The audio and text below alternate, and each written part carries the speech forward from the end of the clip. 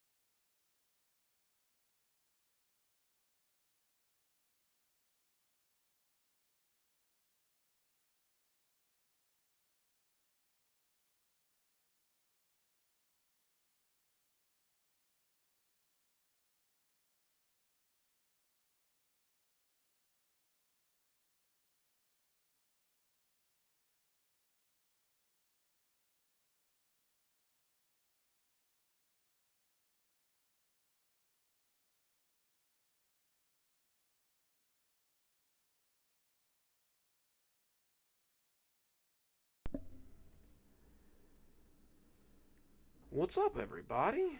It's me, Dr. Plague.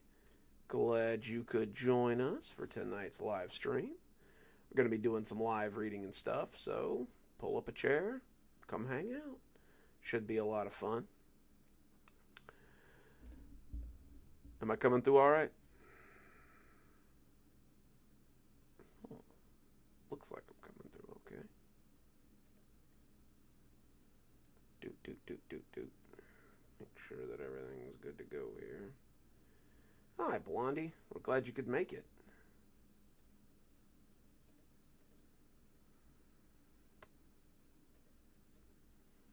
Just making sure that everything is copacetic. That's weird. I should not be quiet for definite. Let's see if that helps out any. Is that any better? I'm hoping that gets it a little better there.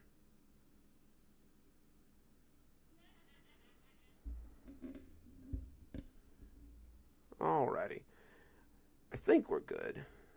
Hey, Lou. Glad you could make it. We're just getting set up here. If any of you guys want to join us on Discord, I went ahead and tagged it there. So we've been having some pretty good conversations over there. So if you guys want to come hang out, be my guest. How you guys been? You been all right? I've just been kind of doing, enjoying being retired, writing a lot, the usual stuff. Hope you guys are doing okay. Remember, if you live right and godly, you too can be retired, just like me. No, that's a lie. I had to work prison for a long time to do that, but it is pretty great. Oh, I got my water ahead of time so that I won't have to go back for it. And hello to Leah and Lou and Blondie. You guys appear to be my first guests, so, we'll get rolling pretty soon, I'm pretty sure. But I'll give it a few minutes so everybody gets time to get in. I know we've got some guys that want to come in, but they're doing other stuff, so. I actually just finished one. Hey, Bella. It's called A Fairy Tale for Snow White, which I just narrated. I told the lady that once she gets some links and such, to go ahead and send me a link, and I'd love to read it. Or I'd love to tell you guys about it so that I can send you over there. It's a romantasy. It's pretty PG. Like hey Gamma, it's really not anything that's going to get you in trouble, like with anybody. It's pretty benign. I'm in the process of reading a self-help book, and then there's another book I'm reading, which it's very adult, but I'm not really sure what I'd classify it yet. It's pretty cool though. I'd recommend it. But as soon as I get done with these, if they send me some links, I'll post the links so you guys can check them out. They're all on Audible, and it's a great way to support the channel because I make 50% of all royalties off of these audiobooks. So that's pretty cool. Cannot complain about that. Let's see. What else we got going on? The edits on the Dollar General book are pretty well done. You can expect to see that pretty soon. I'm probably going to do it afterwards. I'd really like to do it before I put it out, but I don't think I'm going to have time. But I think in the near future there will be an audiobook copy of the Dollar General Beyond stuff. The Douglas Gage Beyond Savings. Sorry, we got to go with the new title so I don't get sued. But yeah, I think in the near future there'll be an audiobook for that, which will probably help the quality of the narrative anyway, because I'll have to read it out. So I'll pick up on all those little mistakes that me or my editor might have missed after rereads. But I'm pretty excited. It's going to be cool. There's been a ton of support on Reddit for it, and I'd really like to see it come out and do well, which I think it will. Probably. I'm thinking Dollar General Beyond will be first, and then Towsy Homestead will probably get its own audiobook. And then I may start doing audiobooks on some of my older ones too. I don't know. Like, I've already got the sound files. I'd be a fool not to. But we'll see. We'll see how it works out. It's coming up on July, so this year's compilation's about half done too. It's going to be bigger than usual too, with me doing 2 stories a week instead of 1. It should be bigger, so that'll be cool. Look for that probably in January. So yeah, I'll give you guys something to look forward to. On to news.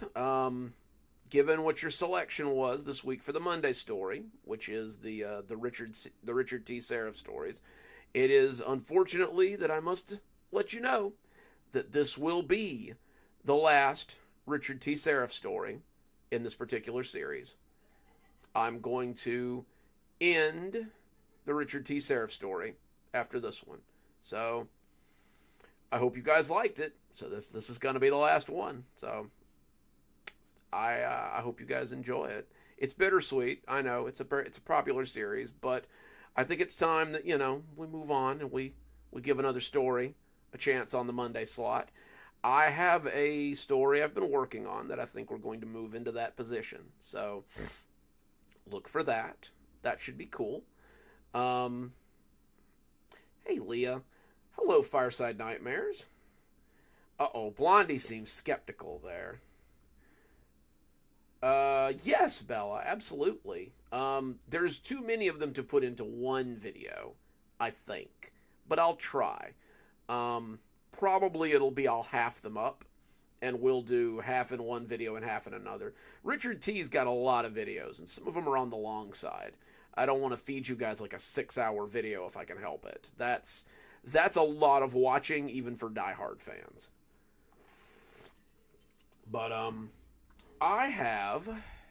It's a new series that I've got the first one written on. It's kind of a backroomsy sort of story, but I think you guys will like it. There's a lot to play around with there, and I think it could go on to something bigger.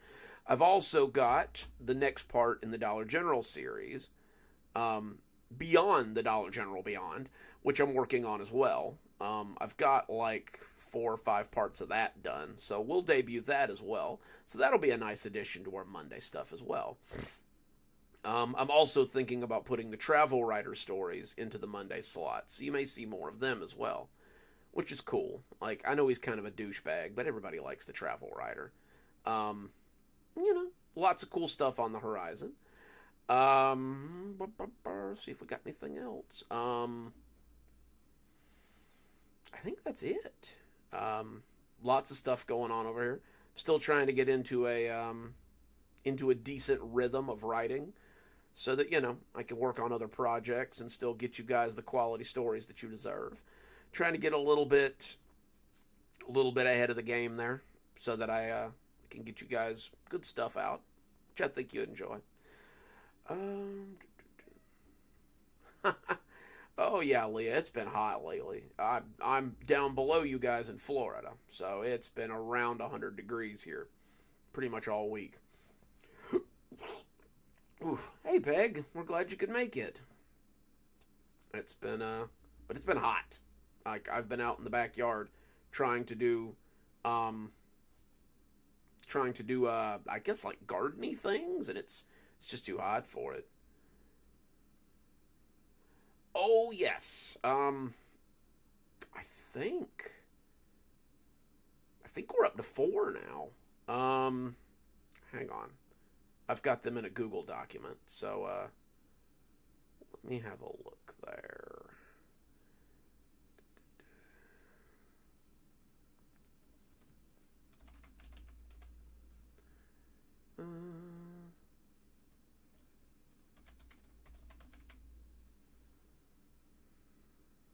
Huh.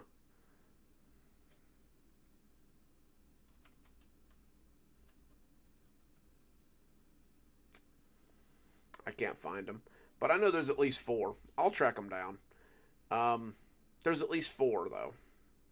There's the one about the hermit in the grass hut.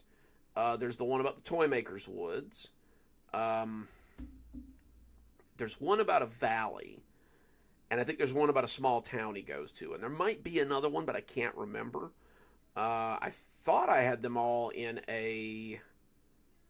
like a playlist, but I could be wrong. I'll look them up though, and I'll see if I can't find them.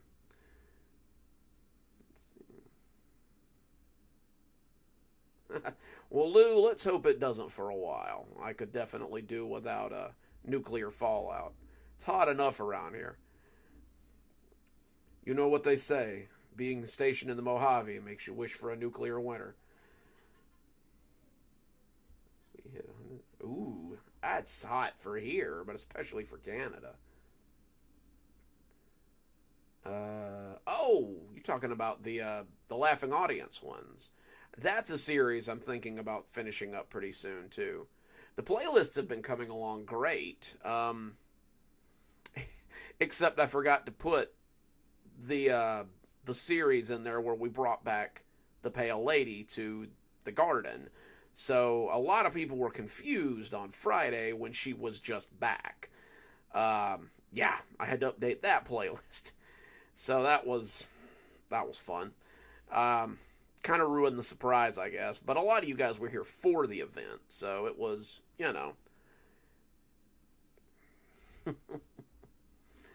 But yeah, that's gonna be another new part too. We're gonna have to start up again.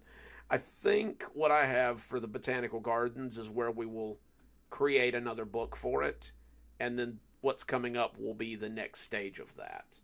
Because, a lot's happened in the Botanical Gardens since we started the story. Kind of like the Stragview stuff. Like, you guys have only got one of them, but there are technically 3 Stragview books.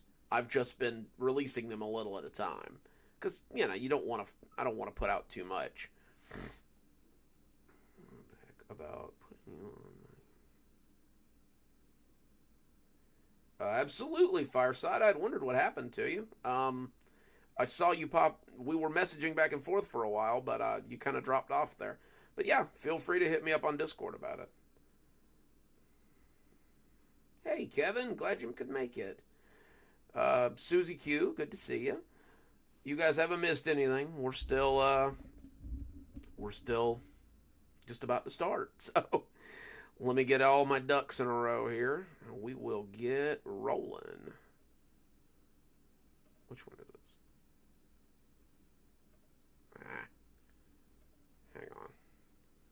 Ever since I upgraded, my computer does this fun little thing. Friday. Yep. All right.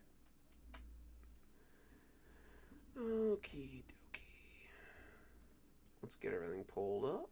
So... let's see. Well, since it's his big send-off, we'll go ahead and read the Monday story first. For those of you who have just joined us, this is the last story in the Richard T. Seraph series. So, I hope you guys like it, because he will no longer be on the Monday slot after this. So, hope you guys enjoy the story. This is where we're going to start for tonight, since it won the vote. And I've got a couple of them for Friday, so we'll do a little vote. Dang it, gotta get it just right here. Okay, so tonight's Richard T. Seraph story is called "Laughing All the Way to the Bank."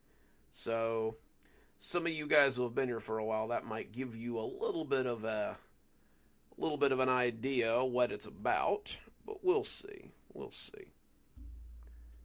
So, this one's called Laughing All the Way to the Bank.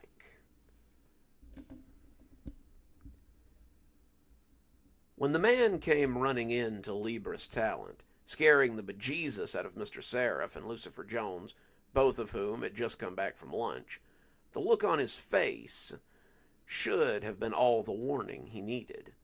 The man's face looked like the face of a child from a German fairy tale.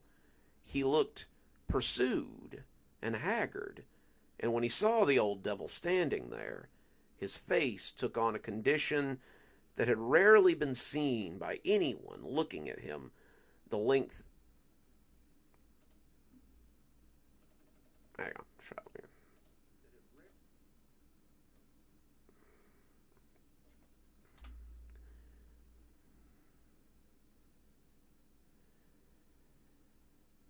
That had rarely been seen by anyone looking at him in the length of his long life.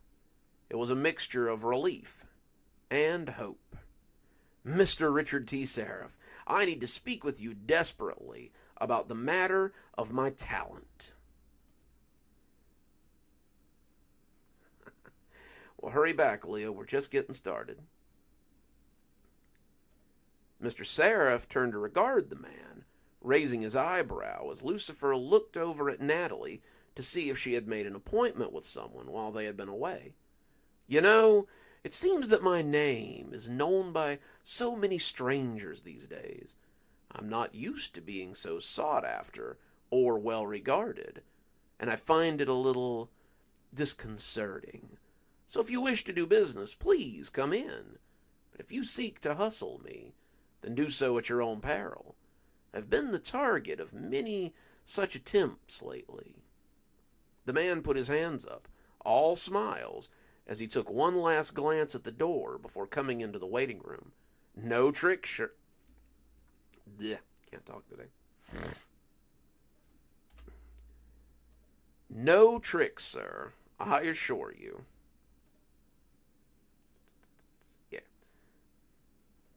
"My intention to sell my talent." "I intend to sell my talent. Nothing more. Mr. Jones, show our guest to the back and make sure he's comfortable. I'll be along in a moment." Lucifer took him to the back, telling him how things worked here at Libris Talent, and as they disappeared through the door, Mr. Seraph looked out the front door as if expecting to see a gang of hoodlums skulking there. The afternoon sun was riding low, evening on its heels, and before he could step back inside, he thought he saw something as it slid into the alley near the drugstore on the corner. It was a gantry, something that slid along across the pavement as they headed back into the protection of the space. And as he blinked, he found he couldn't even be sure he'd seen it at all. He was just about to step inside when he heard it. It was like dead leaves across the concrete. Hang on.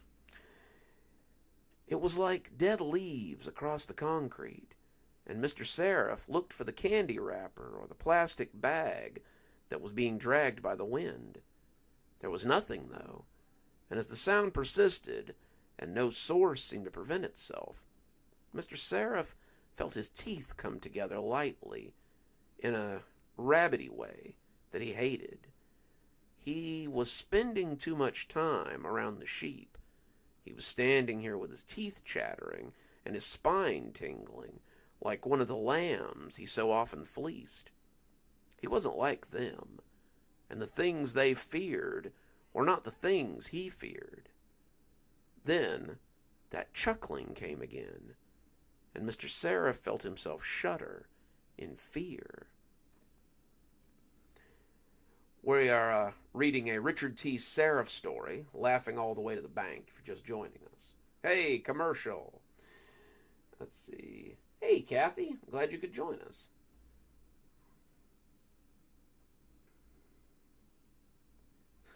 I think it's the other way around, Lou. I think those are the guys buying their talent from Richard T. Seraph.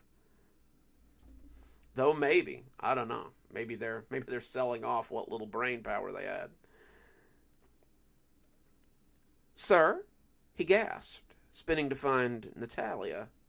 Let's try that again. "Sir?" he gasped, spinning to find Natalie, smiling placidly at him. "Sir, did you need me to do something? Hold the door for you, maybe?" Mr. Seraph came back in, shaking his head before smiling at the poor lost girl. "No, my dear. You go have a seat and answer the door or the phone if someone comes by. Take names and numbers and tell them we will get back with them soon. Understand?" "Of course, Mr. Seraph. You know I'm always here for you." She walked back to the desk like someone in a dream, and Mr. Seraph reached back and locked the door. Better safe than sorry.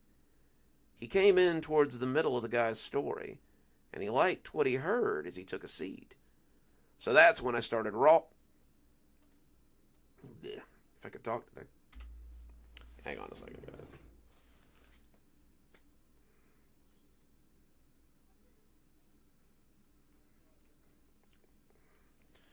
You know me, when I have to narrate a lot, I like to use Duke Cannon's supply of lipstick. No, of lip balm, because it makes my lips stick together less. There's your commercial. Let's see. So that's when I started writing for Walden Studios. Maybe you've heard of them. "Of course," Lucifer said. "They made that show that all the kids are goofy over right now. Fausti Home something or another. Falsity Review, but yeah, that one. I've been with them since the beginning, but it's starting to become kind of demanding. The scripts, the grueling writing room conferences, the constant back and forth, the meddling in the episodes, it's all just more than I can take. I'm ready to retire, leave the whole bloody thing behind, and I figured that a sudden bout of writing amnesia is the best way to manage it. Mr. Seraph nodded, but something didn't seem quite right. Why go out like this? Why not finish the show? Mr. Seraph didn't watch TV. Not much. If he was watching, it was usually because he was hoping to find someone on it he recognized, or someone who might be... Try that one again.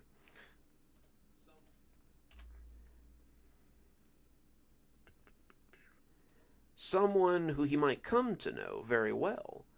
Despite not watching TV much, Mr. Seraph knew that this show was pretty big. It wasn't just popular, it was marketable. And this guy had to be making money hand over fist. That wasn't always as important to some people as it was to him.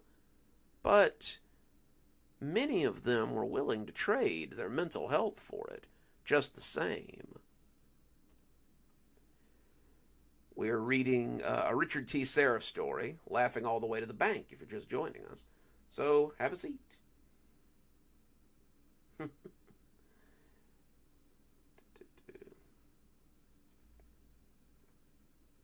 Well, Leah, we're glad you made it back unscathed.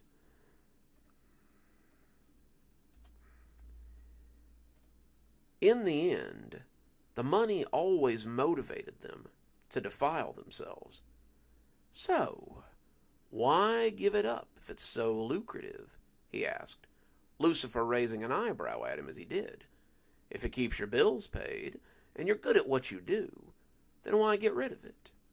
The guy laughed, but it didn't sound like a friendly laugh. Geez, pal, do you want to buy my talent or not? Sounds like you're kind of picky.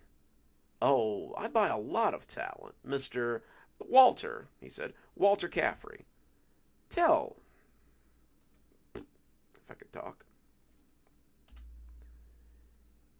Well, Mr. Caffrey, we buy talent here, but sometimes people think they can trick us and sell us talent that's only going to benefit them and not us. I've gotten pretty good at spotting it, and I hate to say it, but your story doesn't make a lot of sense to me.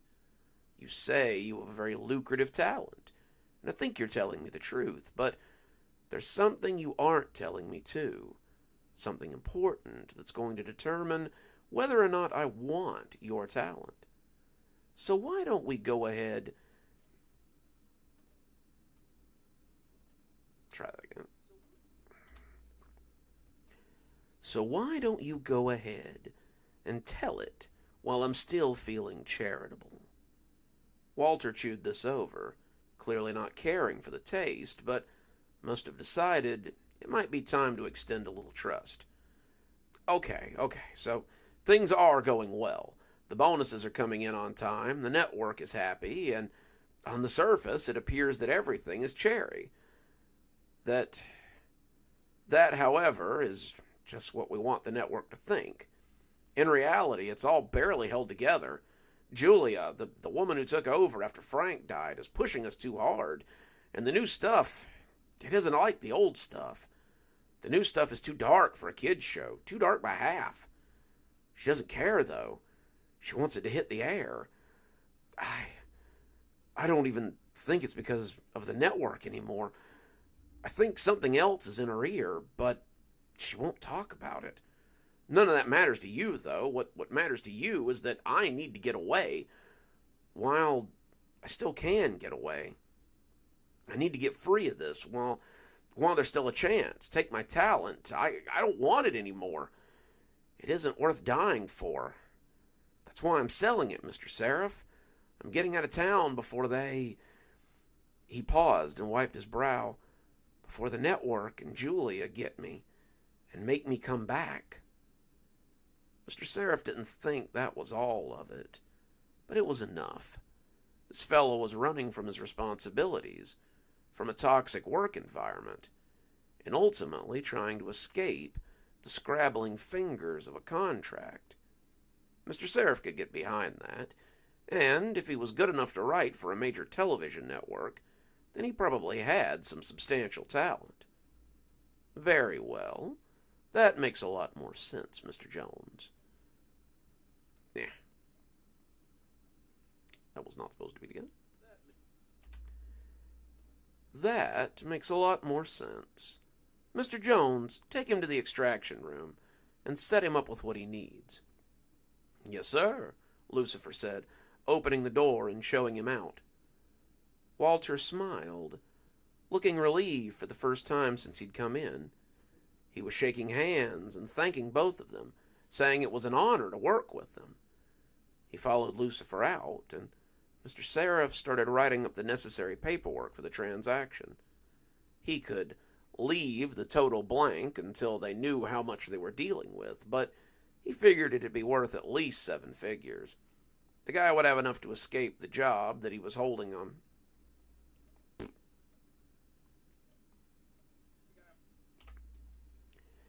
The guy would have enough to escape the job that was holding him down. And they would... I can't talk today. The guy would have enough to escape the job that was holding him down, and they wouldn't pursue someone who could no longer write.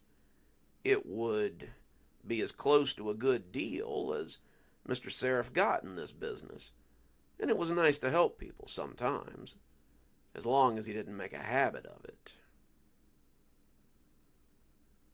I still don't understand, Lucifer said, as they ate at the hibachi place up the road.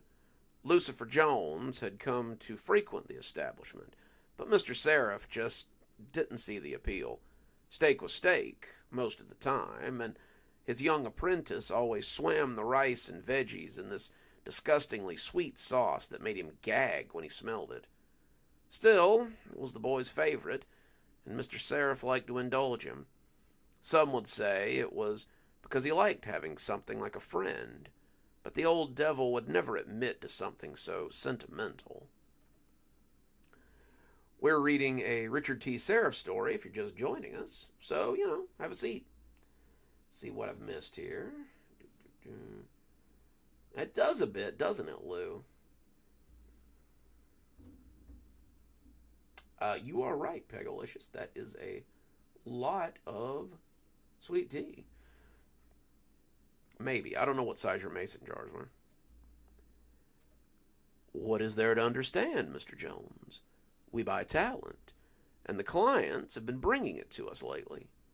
Sure, it sometimes comes with strings, but what's the harm with being a little known for this sort of thing? Nothing, I suppose, Lucifer said as he chewed on his food. But why would a man trade his talent, a talent he could make a comfortable living with, for, what did we end up paying him? $3.5 million, Mr. Seraph said. A tidy sum, to be sure, but this guy probably could have made that.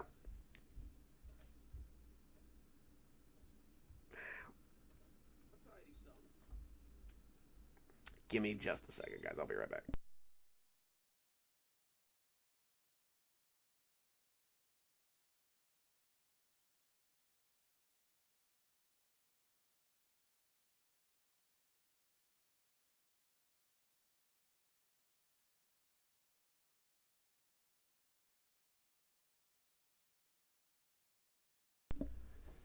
Joseph's be slamming doors and whatnot.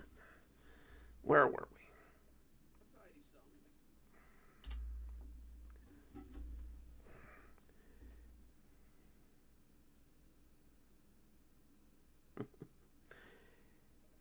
A tidy sum, to be sure, but this guy probably could have made that writing for a successful show in the next 10 years.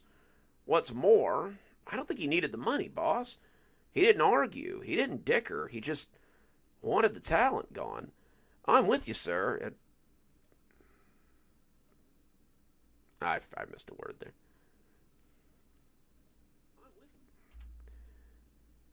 I'm with you, sir, but it always feels weird when they do that.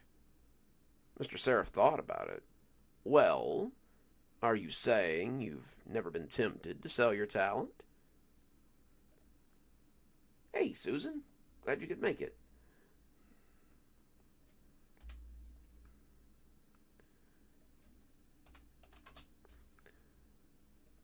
Absolutely not, Lucifer said, as he sat down the bowl and patted his stomach. My talent is a core part of who I am. I might as well sell you my eyes, my fingers, my tongue. I'd gladly do it before selling the thing that makes me special. If you're just joining us, we're reading a Richard T. Seraph story, Laughing All the Way to the Bank. So have a seat. It's a good one. Mr. Seraph smiled. When I first met you, would you have held that same opinion? Unfortunately, it was never about the money for me. I always liked being important, being powerful, being known. You couldn't give me that, not with $1 billion. Besides, the ability to keep making money, that's more important than just having money. Then you understand something most people do not, Mr. Seraph said as he paid the check. If I have the ability to keep making money, then it's more important than all the money I can ever acquire. The trouble is that some people are unimaginative. They see the need for money, but not how it can be gained.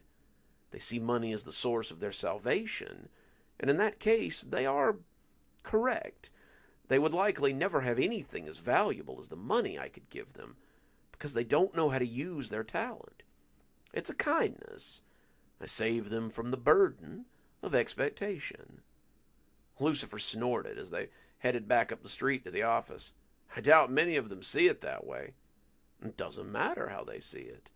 The facts care very little about their feelings, and once it's gone, it's gone.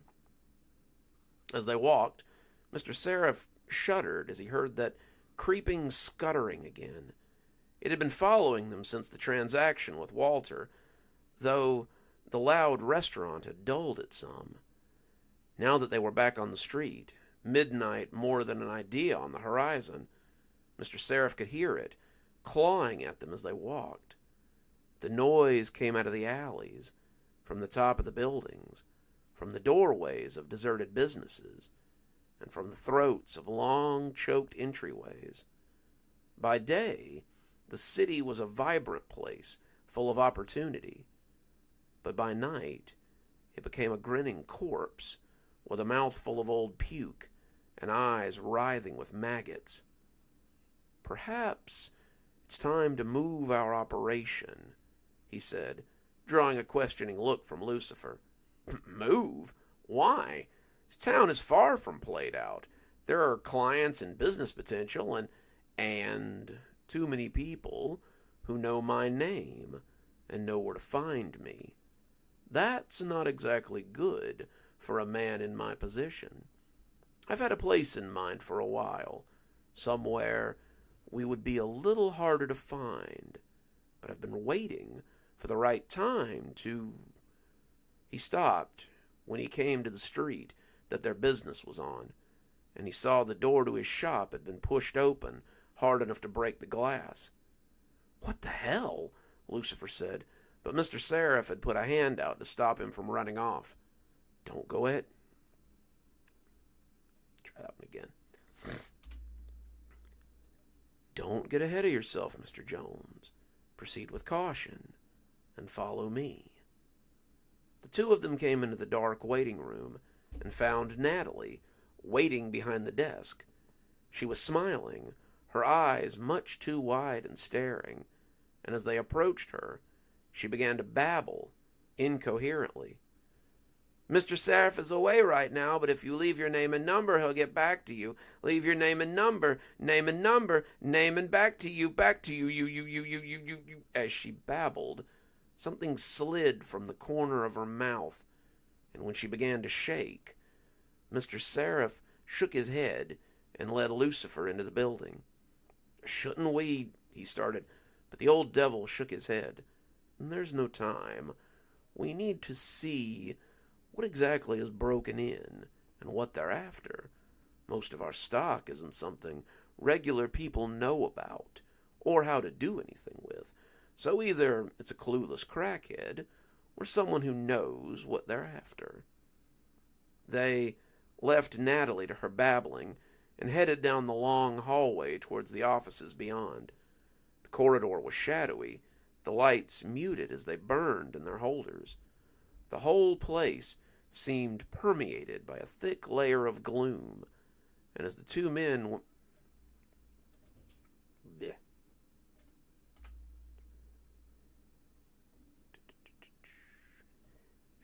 men made their way deeper into the cloying depths, amidst the fog there lived the same skittering laughter, the sound of something as it waited for the opportunity to pounce them.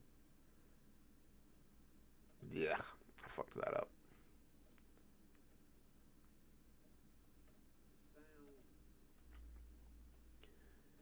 The sound of something as it waited for the opportunity to pounce. Maybe we should come back when it's lights out. Can't talk today. We should come back when it's light. We should come back when it's light out, Lucifer said, hesitating as he came closer to the office door. Why, you aren't scared, are you? Asked Mr. Seraph, noticing that the closer they got, the wider the crack in the door seemed to get. That dark edge was inviting, somehow, the answer to an unasked mystery. Mr. Seraph crept towards it, pushing the door and letting it creak open with a funhouse squall of protest as they reveled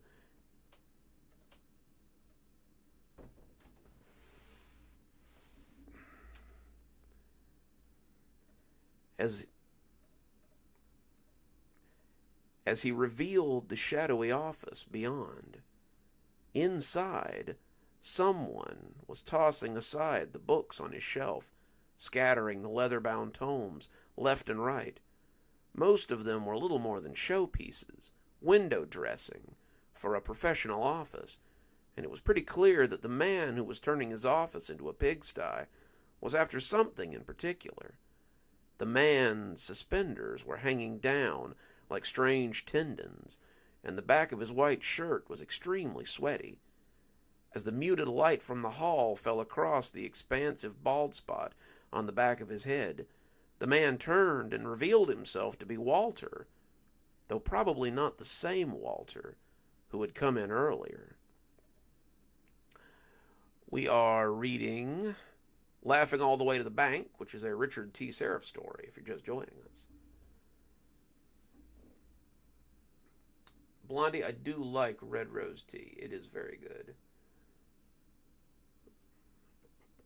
Lemon and honey. That's what I put in mine as well, Peg. I like that. There's a pretty lively tea discussion going on here, if you guys are interested.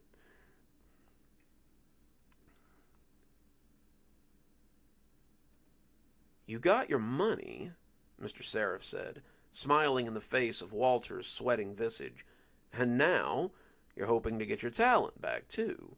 Quite greedy, wouldn't you say, Walt? But that was when he noticed the familiar black trickle coming from Walter's mouth.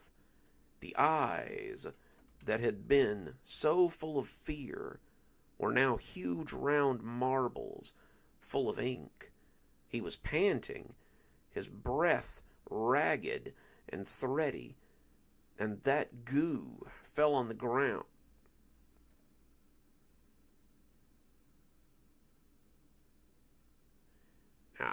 I missed a word. It happens. And as the goo fell onto the ground, it made a little plop, plip, plop sound. Walter, despite panting, was smiling, and that smile looked painful. "Give it back," Walter gurgled, his voice barely audible.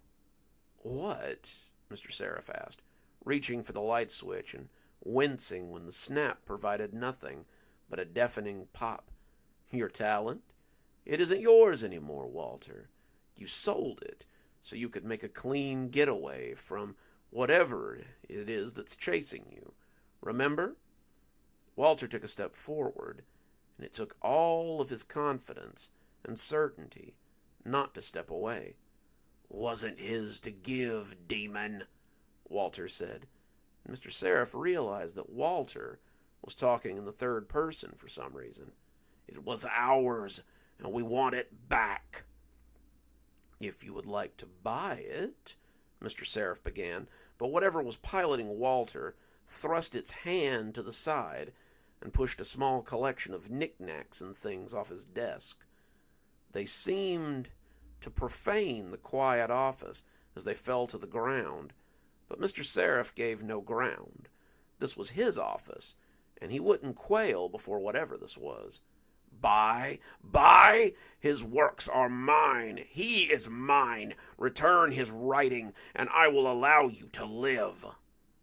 Mr. Seraph almost laughed. I don't much care about Walter, having only just met him. Not him, he said, pointing behind him.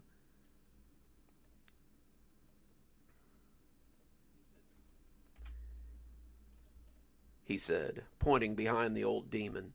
Him. Mr. Seraph realized that Lucifer had been quite quiet through this whole exchange, and turned to find his partner, his friend, standing at a slight tilt as he grinned at his boss. He was far more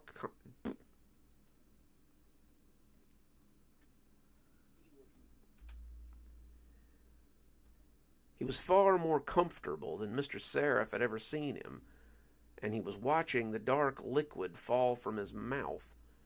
He was shaking, twin lines sliding from his eyes and draining into the creases of his mouth. He was weeping and shaking, and he didn't seem to be speaking. What have you done? Mr. Seraph asked, spinning to face Walter. What in the hell are you doing? Give me back what is mine, it said, chuckling a little as it shook. Give it back, and you can... But Mr. Seraph was done playing along. Walter's eyes went wide as his mouth...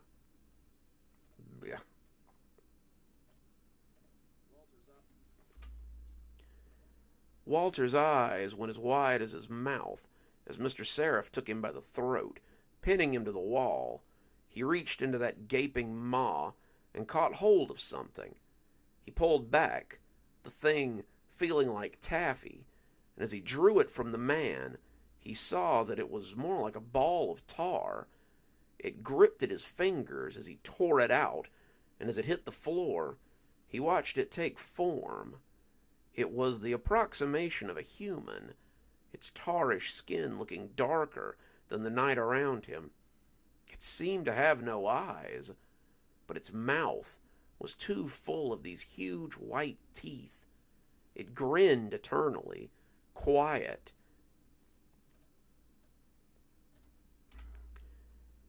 Quietly and wetly chuckling to itself, and Mr. Seraph breathed out harshly as it oozed towards him. What are you? We are the audience. We are the gallery.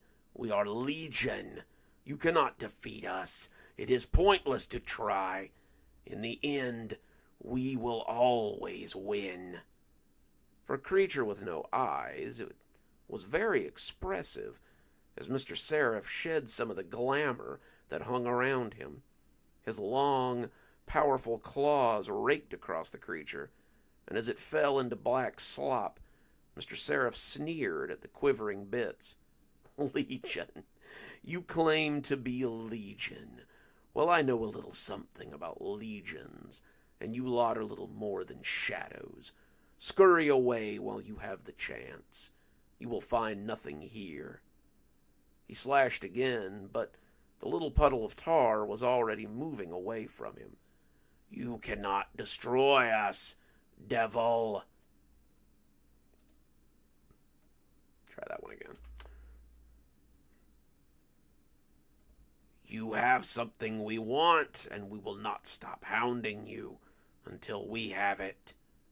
You'll need to find another pet rider then, because I have paid for his talent, and now it belongs to me." Lucifer took a step, and Mr. Seraph realized it wasn't his first. He caught him by the shirt front, watching his smiling mouth open, and shoved his hand down it as he reached for the intruder.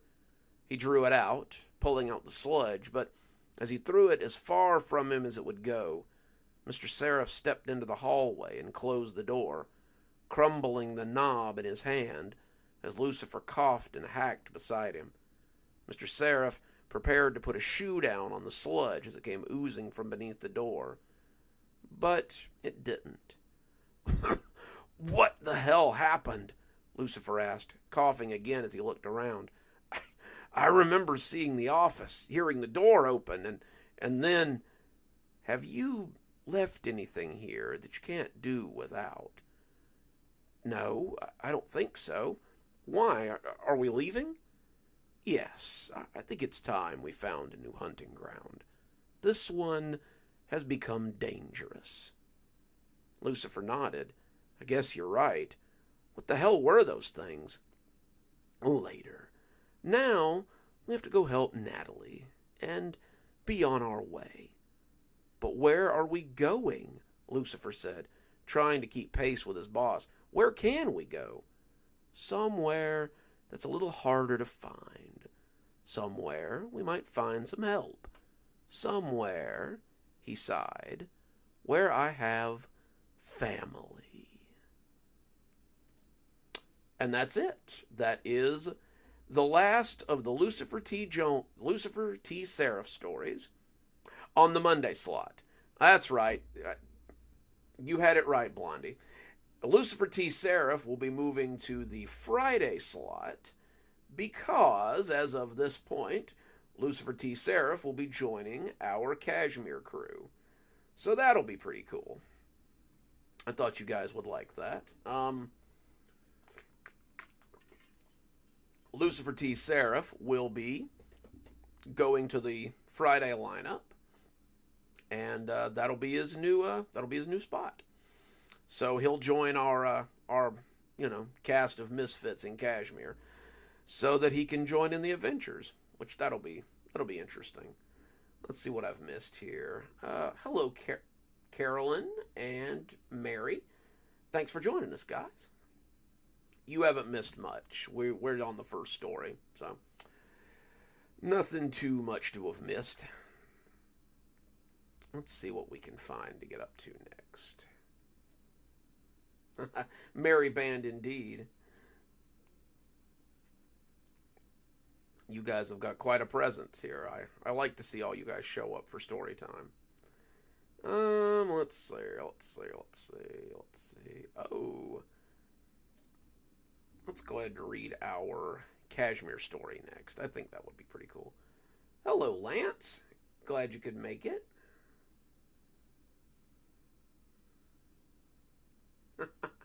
I've gotten so many new fans since I started reading the Mortician stuff. True enough, swear. I had auditioned for a book the other day, and I sent him a link to my channel, and he says, "Oh, I know who you are. I knew when I heard your voice. I'd be glad to have Corey read my book." And I was like, darn, I just can't get away from it, can I? It's always wild to get recognized for just, stuff. Just random things. Alrighty. We'll move along to the next one, I guess. Well, we'll take a little break, I guess. A little 5-minute break. If you guys have any questions, any pressing questions that you want to ask, I will answer them until we start our next story. So that'll be interesting. So bring forth your questions, and I will answer if I can. Cannot answer any questions about the mortuary thing. I'm under agreement on that. So no questions about the mortician stuff. By the way, if you guys want to come join us on Discord, There's a link pinned at the top with a Discord link. You can come hang out with us. There's quite a few of us in there. That is true. That is true. Leah sent me her book, which I still have to read over. I need to get around to that. I'm terribly behind on things. I thought it would get better when I retired, but I think I've just become more scatterbrained, honestly. I guess it is what it is. Let me get everything. Let me get everything set up for this next one. And like I said, if you guys got any questions, that's why I want to build a decent sized community, Blondie. That way, no matter when you're on Discord, there's always somebody to talk to. I'm a part of a few narrating communities like that, and it's always nice to have, just someone to shoot the bull with every now and again.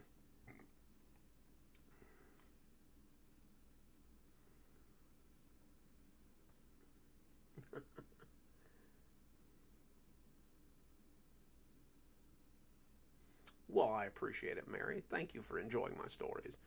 I could write them all day, but if there wasn't anybody to enjoy them, it wouldn't do a lot of good. Who called you a harpy? What? Hopefully not on my Discord. Alrighty. Hey, Osiris. Glad you could make it.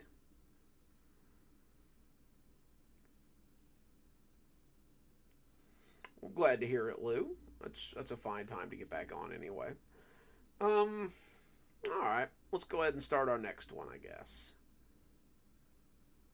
Oh, Leia, not Leah. Sorry, I was thinking Faye instead of Star Wars, so it works for me.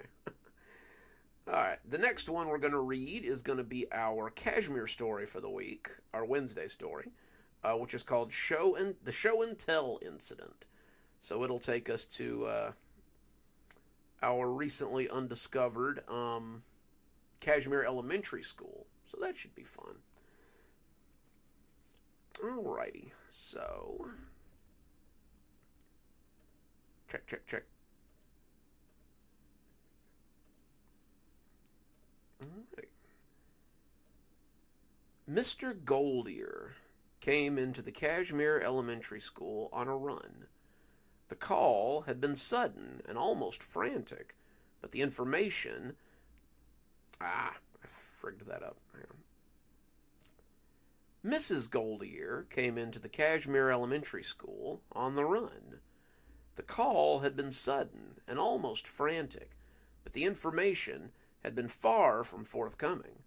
A gaggle of students who had been walking... Try that again.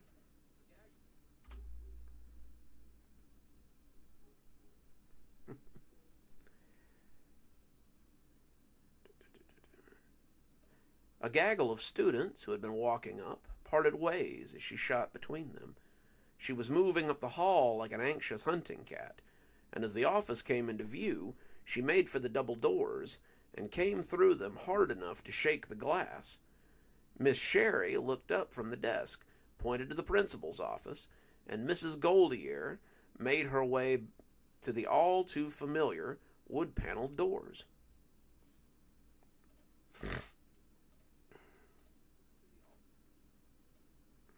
I didn't like how that sounded. To the all-too-familiar wood-paneled door.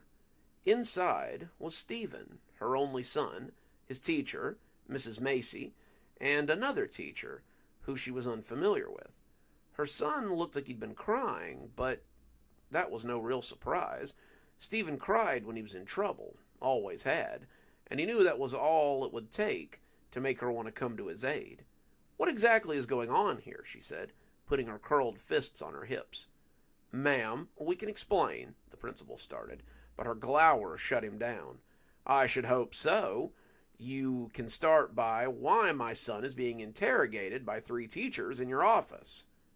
The principal looked a little green as he answered. They're They weren't interrogating him, ma'am. She looked at him.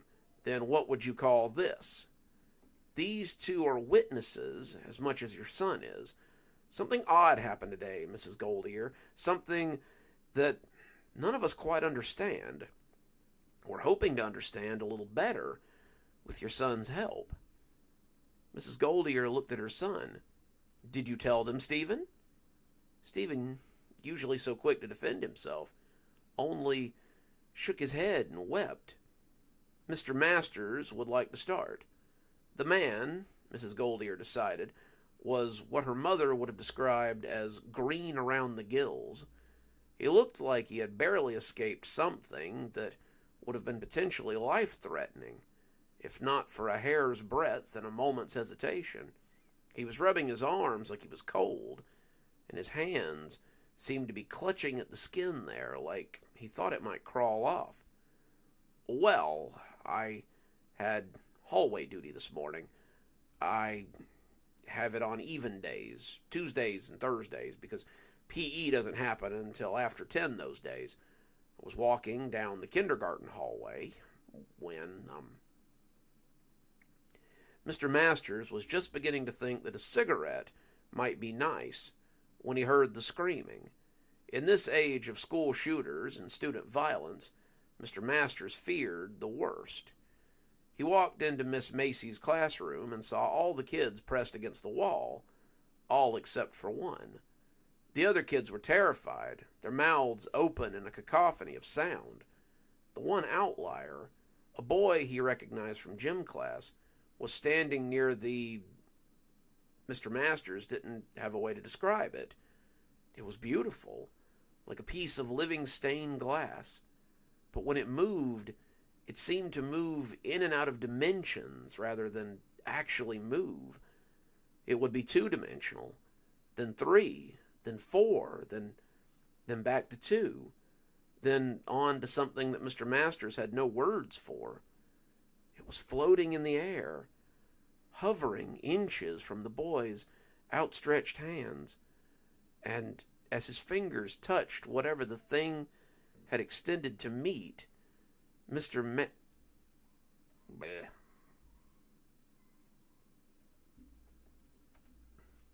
Can't talk today, sorry. Miss Maisie grabbed the boy and football tackled him away from the creature. They both slid harmlessly between a pair of desks, and the creature let out a sound, an all-consuming shriek, as it burst into pieces and was simply gone. After that, Miss Maisie and I got the kids back under control and brought Mr. Goldier here up to the office so we could try to figure out what the heck was going on. Mrs. Goldier had gone from angry to extremely fearful. A creature had tried to attack her son. It had also tried to attack him in the one place that she felt safe bringing him. Stevie, she said, looking down at her son, what happened? Stephen didn't say anything. He just shook his head and kept weeping. The weeping was the worst part of it. It was that free weeping of the distraught, the tears falling to the carpet between his feet. He hadn't stopped since she'd arrived, and the puddle led her to believe that he'd been weeping for a long time. How did something like that get into the school? Mrs. Goldier asked, sounding scandalized. This is supposed to be a safe place. If you're just joining us, we're reading a Kashmir story called The Show and Tell Incident, so pull up a chair. Should be good. Let's see if anybody new is on that I can say hi to. Let's see.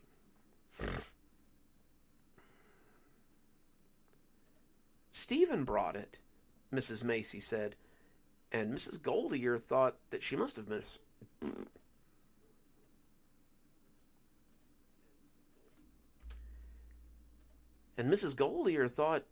misheard her. What? He brought it for show and tell. He'd been having a difficult time keeping it in his backpack for most of the day, and when the time came, he was the first to present. Mrs. Macy had been watching the bag shimmy around for the better part of 2 hours, and she'd been getting progressively more anxious. When Stephen Goldier had come in, canvas backpack swinging from his shoulder, she asked him if he was excited for show and tell. "Oh, yes," he said. "I think I have the best show and tell presentation of all time." That should have raised some red flags, but she just thought that maybe he had a cool rock or a new toy. That was what most of them had, the mundane trappings of a child, and she had seen everything.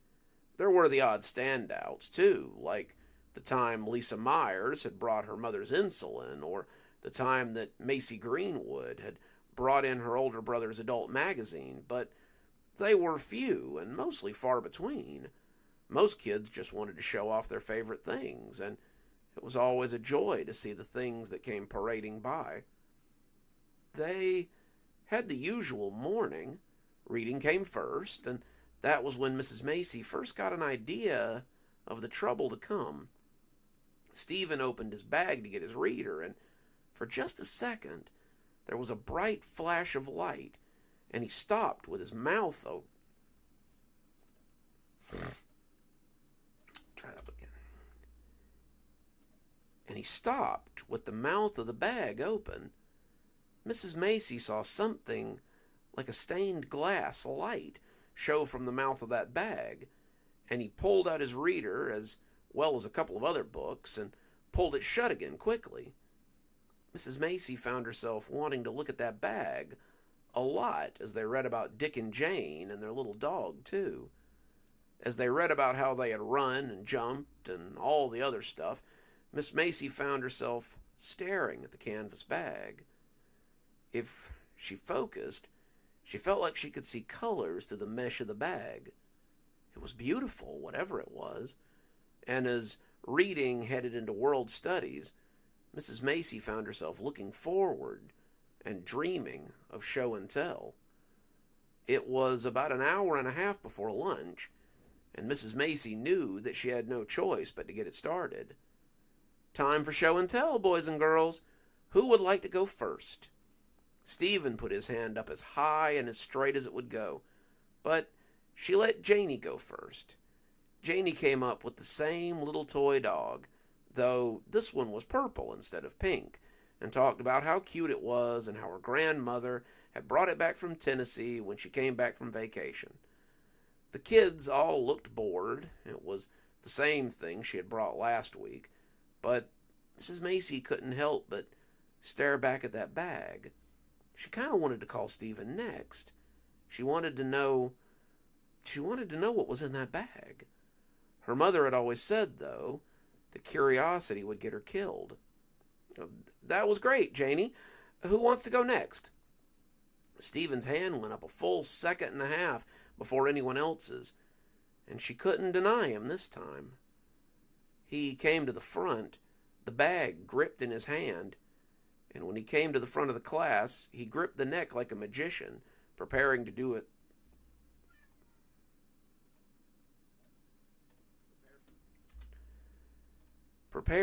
trick. On my way to school this morning, I was passing by the park, and I found something in the glass garden.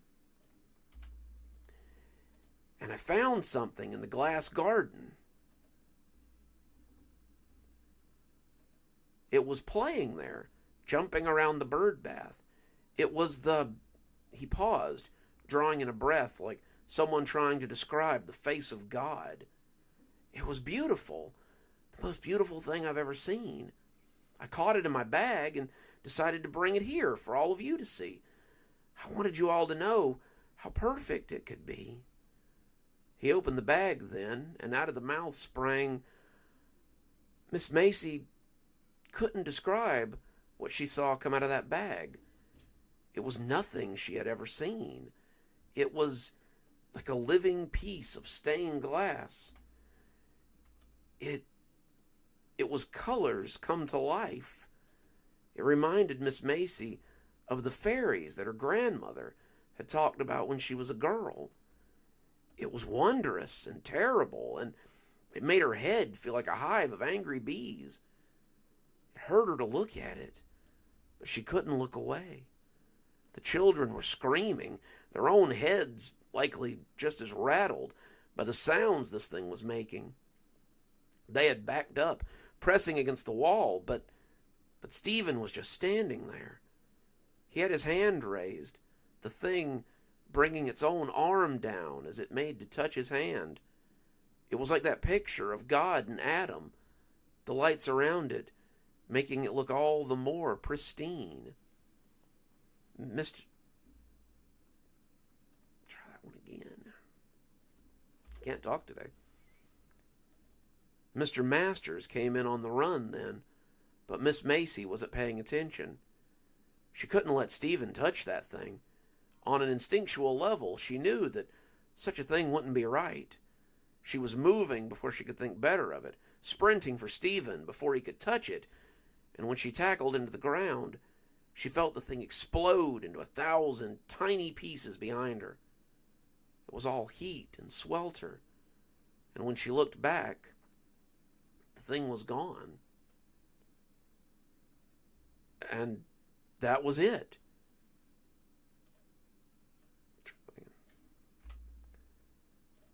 And that was it? Miss Goldier asked. Mrs. Macy nodded. It was gone. There wasn't a trace of it left. Some of the kids complained of headaches, but most of them are fine now. Stephen hasn't stopped crying since the incident, and no one is sure why. Mrs. Goldier bent down to look her son in the eye. That was the first time she noticed the rainbows dancing there. Stephen! Stephen! What happened? His weeping never ceased, his eyes falling in rainbow swirls, but her voice was high and scared. No, that's the wrong word. But his voice was high and scared. Mommy, I can't see anything. The color man is like a movie in my eyes. Make him stop, Mommy. Make him stop. My eyes hurt so much. Mrs. Goldier took her son to many, many doctors, but no one seemed to be able to fix his eyes. Little did she know that the doctor she needed was closer than she thought. And that's our Kashmir story for the week. Hope you guys enjoyed it.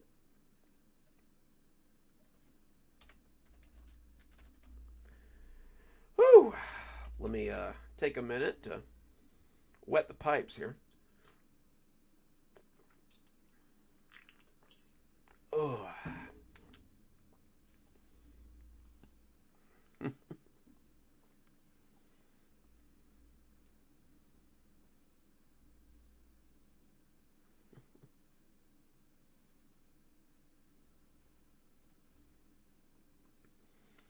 I like all the conversation. You guys always have the best conversation. You guys always have amazing conversations, it seems like. Alrighty. Well, dang, guys, we got 2 in the can already. That's pretty awesome. I'm going to try to get through 2 more, I think. Maybe a third. I don't know. We'll see how things shake out. I've got a couple of stories that we could go over for Friday, but I think the Tuesday stories are going to be about the best we're going to be able to do here. I can already feel my voice trying to die on me.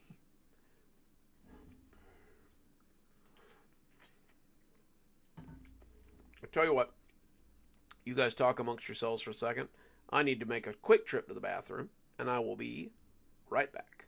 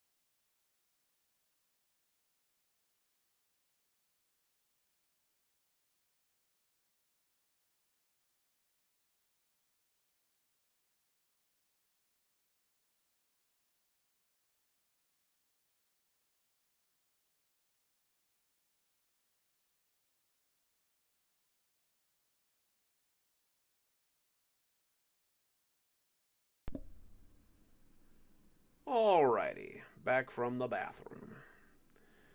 So, let's see what we've got cooking up next here.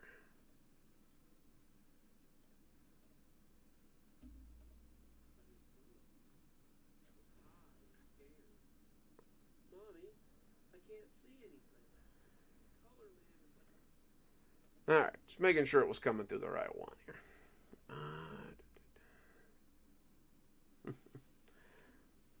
Of course, Leia. This is a very accepting community. That's what I always wanted when I started doing this, was a big, happy community of people who like each other. And you guys seem to cover that pretty well. Let's see. I think we're gonna go with this one next. It's about a therapist with a strange client during COVID times, and it's called Paranoid. So, I hope you guys are comfy, because I'm going to go ahead and get cracking. I used to be a licensed therapist. I used to work for a partner group in a big office park. In the park, off to a great start. And park my expensive car in the lot as I walked in with my Starbucks latte and my designer heels. I saw important clients and made the kind of money that most people would raise an eyebrow at. I was happy, I was comfortable, and I didn't think it would ever end. Now, I wash dishes at a diner in the middle of nowhere, Kansas. My hands are red and swollen, and my nails are rarely more than clear coat. I wear an apron instead of a suit, and my shoes are less... Allergy pills are kicking out. And my shoes are less Versace and more whatever is no-slip and on sale at Walmart. Despite this, I think I'm just happy to be alive. You'd probably say that sounds strange, but it's the God's honest truth. I was living well. I was thriving. And then COVID hit. Suddenly, there was no office visits. There were no office visits. Did I get this suddenly in there? Suddenly, there were no office visits. No Starbucks to pick up. No stores to buy my expensive shoes while people watched jealously. There was just me in my apartment, running appointments through Zoom. The partnership I worked for decided that they might try out...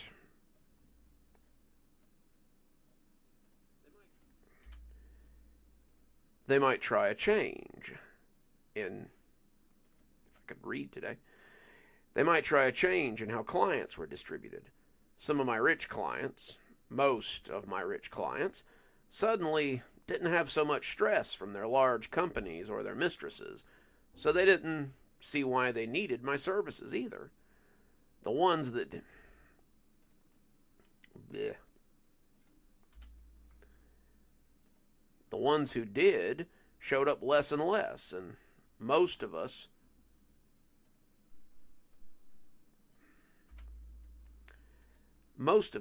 were used for this new program that was being rolled out to the public.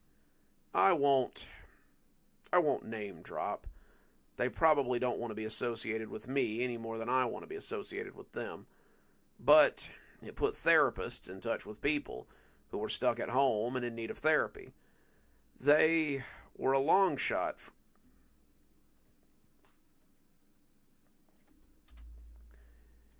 They were a long shot from the clients I was used to dealing with, but that was okay. My bills were still getting paid. My rich clients still called me on Zoom, and I was doing okay. The weird part was that I started to feel a little different about these new clients. It's strange, the kind of perspective you can get from talking to people who have serious problems.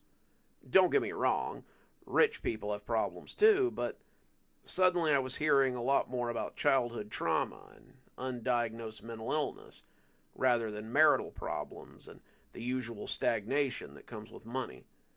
I felt for a while like I was making a difference. I felt like I was closer to doing real healing work, the kind I'd wanted to do when I first started. As I sat here in my comfy clothes on my couch, I felt like I did more than I ever had in my office in my pantsuit and my expensive shoes. It was nice. For a while. It was nice until I met Amber. Amber wasn't her real name, but I still believe in patient confidentiality. Amber was 22, still young enough to be on her parents' insurance, and it was her last year of college. She was working on her BA in English, had been since her senior year in high school, and she wanted to teach. Well, she had wanted to teach. Now she just wanted to stop feeling like she was constantly being watched. It started when I moved in freshman year, she told me, her hands scratching her arms absent-mindedly. I had a decent housing allowance on the grant that I'd taken, and since the dorms were full, they let me rent a studio apartment, as long as it was close to campus and reasonable. I found one, and it was... Try to begin here. I found one, and it was, so I set up there. It was nice. I'd never been on my own before, but I started getting the weird feeling that I was being watched. Paranoia can be common enough when you're in a new place, I said, making notes. Tell me about the apartment. What floor is it on? Is it just the one room? She nodded slowly, the hand still scratching. I could see fingernail marks on the skin as it went up and down. That was something we'd have to address eventually. I'm on the 6th floor, and yeah, it was just the one room, other than the bathroom. She shuddered. The bathroom is the worst. I always feel like someone is watching me when I'm in there. She looked away, seeming embarrassed to admit something. I started bathing in my bathing suit, just so I don't have to be naked in there. I added more notes. So it's unlikely that anyone is looking in on you from the windows, I stated, but her laugh cut me off. No, impossible, she said, turning the laptop to show me a series of dark and heavy drapes. I got these thick curtains, and at this point, the sun can barely get in. More notes. I see. Amber, why do you believe someone is trying to spy on you? Is this something that's happened before? Amber shook her head, and I winced as I saw a small trickle of blood run down her arm. You're bleeding, Amber. She looked down, surprised, and wiped it away with an old paper towel. Sorry, the scratching is something that started last year. It's a nervous tic. I can't seem to stop doing it. We talked more, Amber telling me how she felt watched constantly and how she was sure that someone was in her apartment sometimes. It was never anything concrete. Things that looked moved or chairs that seemed out of place, but it was worse now because Amber never left the house. All right. Allergies are terrible. We're reading Paranoid, if you're just starting. If you're just joining us, so have a seat. None of us did, of course, but all her classes were online, and the part-time freelance work she did as a copy editor was remote too. She would come back from a shower or wake up in the morning and swear that something was different. I know it sounds crazy, she said, hand still scratching, but I know that things have been moved. Amber became one of my regulars pretty quickly. She went from having a session a week to nearly every other day. Her parents' insurance paid for it. It was good insurance, and I was happy to help her with her problems. I guess we sort of became friends. We talked so often that eventually she called me Carol, and I called her Amber, and we talked sometimes when she wasn't paying me. I was lonely, I suppose, with no parties to go to, no dates to bring home, and no colleagues to chat with. I was feeling the strain. I have sat up till dawn talking to Amber, watching her scratch her arms until they were raw, and just helping her get through what was a bad time for all of us. Part of the problem was that Amber refused to take the meds I prescribed for her. It wasn't that she didn't trust them. She admitted to being on antidepressants since she was in high school, but she wouldn't take them now. She was worried that someone was coming and going from her apartment, and if they found her all doped up, they might do something to her. She couldn't talk about it. Some things she wouldn't even talk to her therapist about, but I suspected there might be a history of physical abuse in her past. Not her parents. She spoke glowingly of them, but maybe a teacher or a caregiver. She had asked me to come and... Try that one again.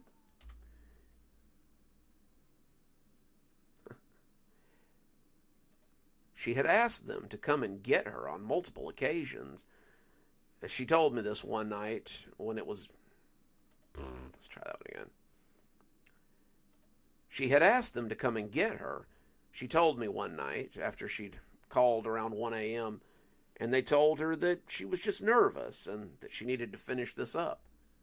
They said the lockdown won't last forever and then things will go back to normal. But I don't know, Carol. This feels like a zombie movie sometimes where things just never change. I'm scared. I'm scared almost all the time. I'm afraid that if someone does get me, that no one will even know I'm gone. I tried to assure her. I tried to get her to take her medicine, but nothing seemed to help.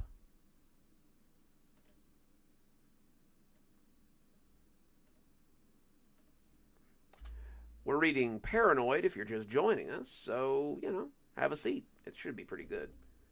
See what I've missed here.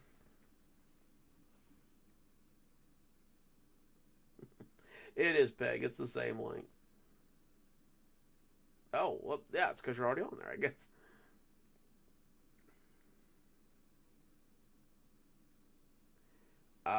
Blondie, if you click the link, it should take you in there. I don't know. That's usually how I do it.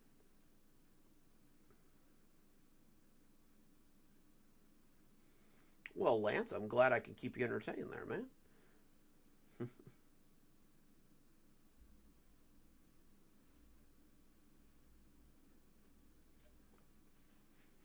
See, there you go. Usually it's just a click. I don't know what they did with that one. Okay, where were we? Amber was suffering from some pretty serious paranoia, and it was all I could do to keep her from doing something hasty.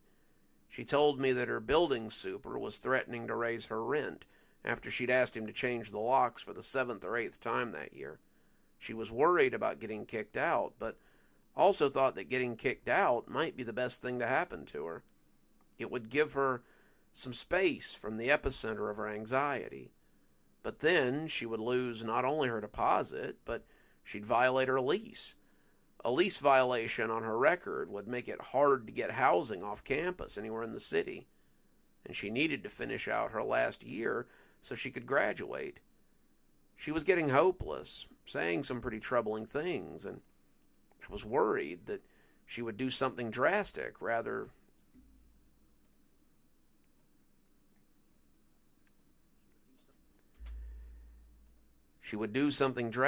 sooner rather than later. Then came the last week of August, a week that changed everything. Monday, someone called me during a session to tell me that Amber needed to speak with me right away. I told them to tell her that I would get in touch in 20 minutes, the end of my current session, and to keep her on hold until then. We had a meeting later that day, and this didn't bode well. Amber had kept me up until nearly 4 a.m. the night before, saying someone was walking around her house in the dark, but she couldn't see them. The secretary stayed on the line with her, and when I took over the call, I could hear her erratic breathing and wished I had rescheduled Mr. Stress Hair Loss for later. Amber, I can't break client meetings. You have to respect my patient, but she rode over me. Someone stacked the chairs in my dining room.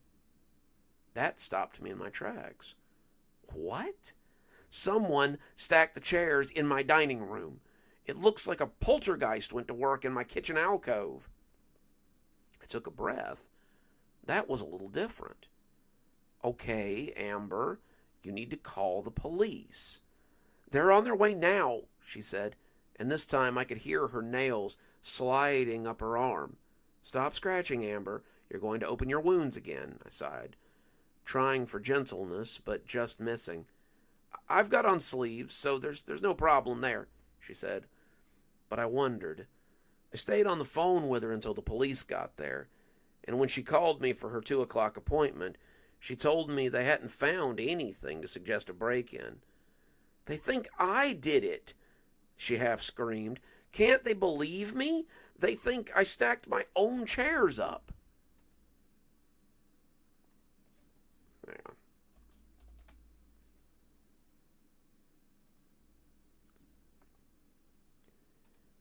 I made notes, trying to find something to reassure her as she...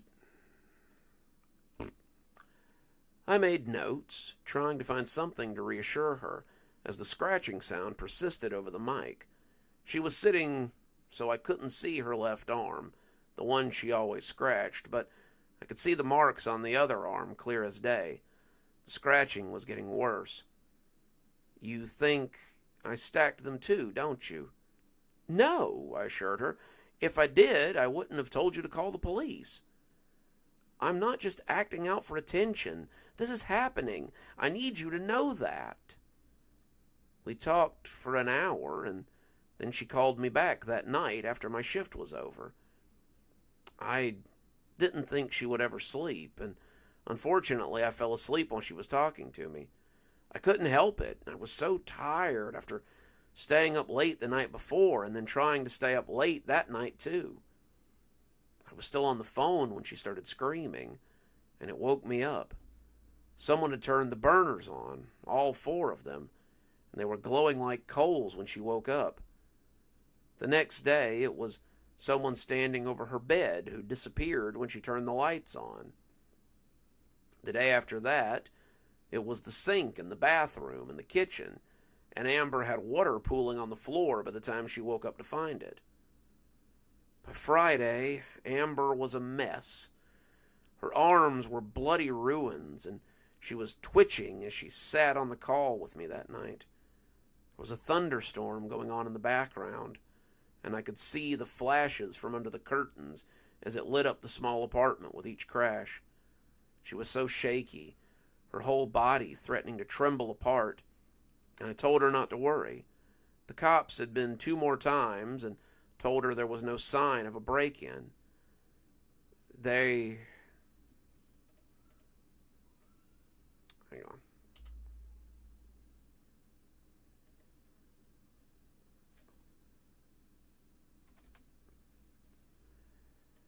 There was nothing to show that anyone but Amber had been in the apartment, and she was getting very close to a full-blown meltdown.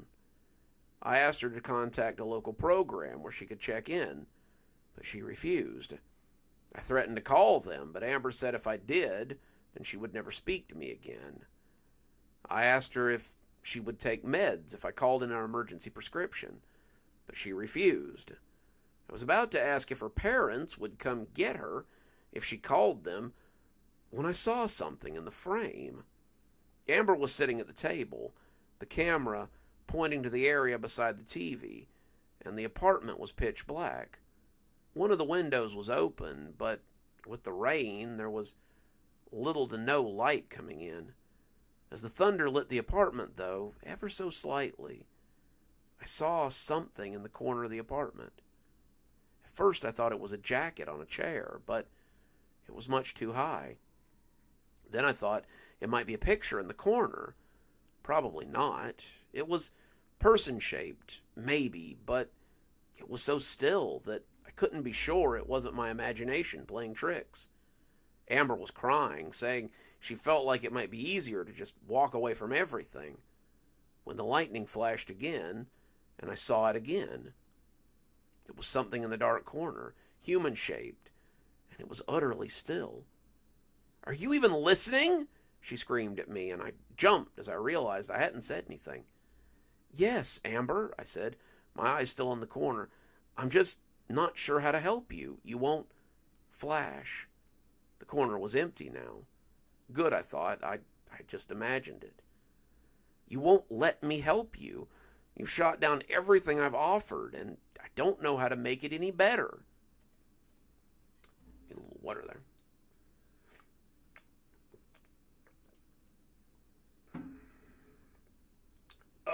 We're reading Paranoid if you're just joining us, so we're coming towards the end, but, still a lot of stuff here.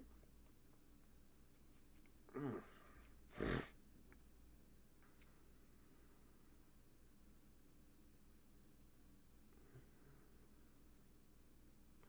lot of people doing that, Lou. There's a lot of people on different telegrams broadcasting stuff. Seems to be the scene right now. Let's see. Just listen to me. Hear me, she said, leaning in close.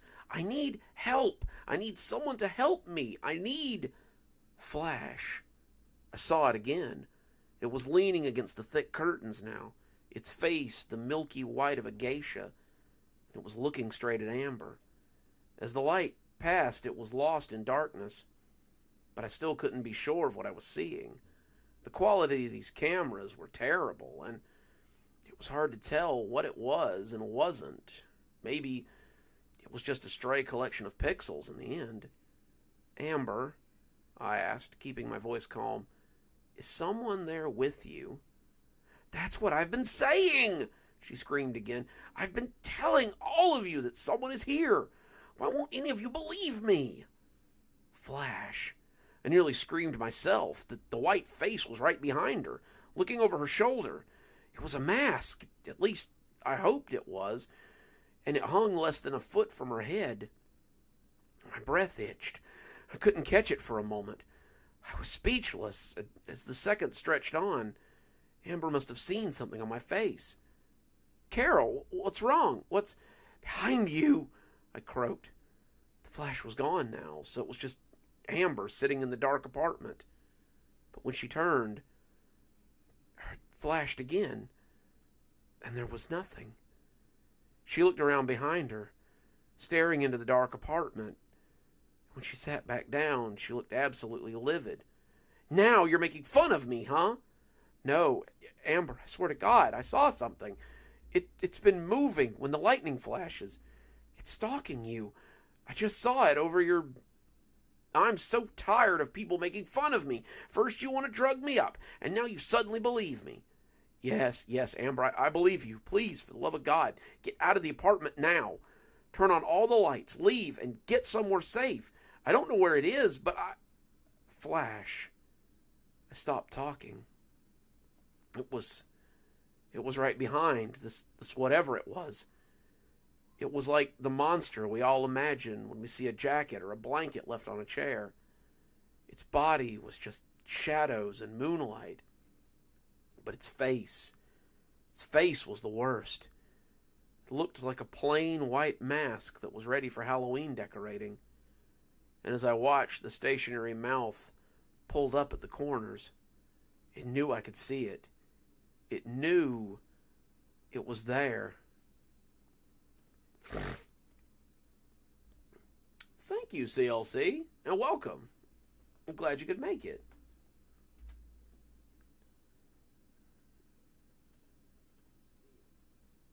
All right, where were we? It knew, I knew it was there.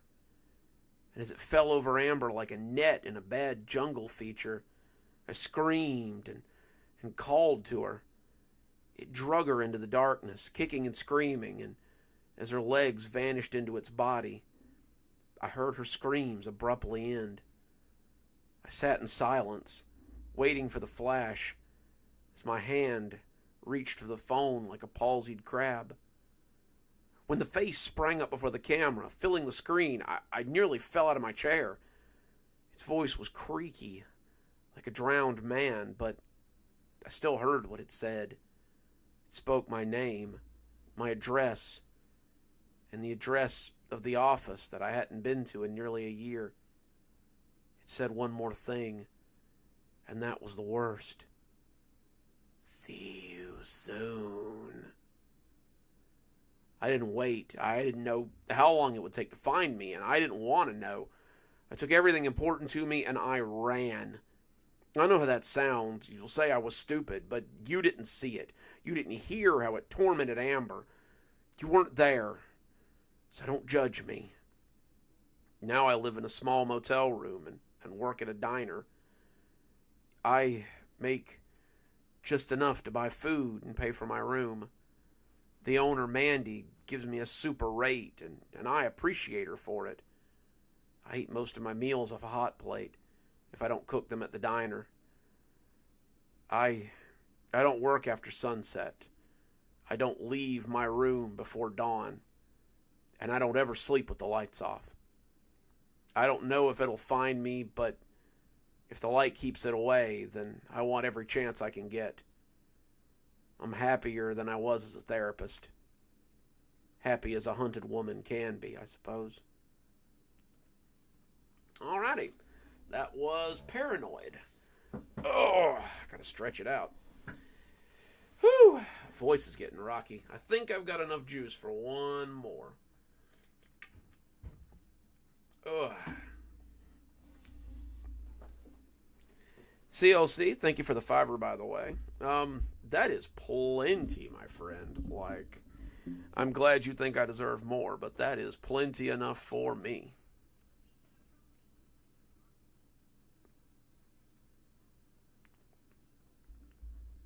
Hang on a second, guys.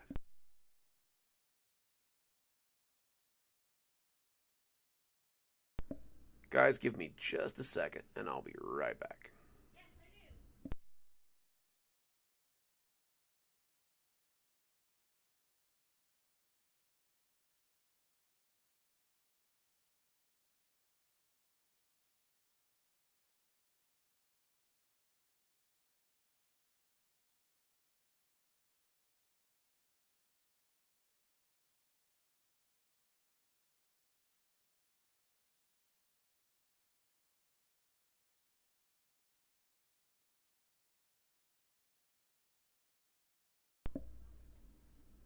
Alrighty. Sorry about that, guys.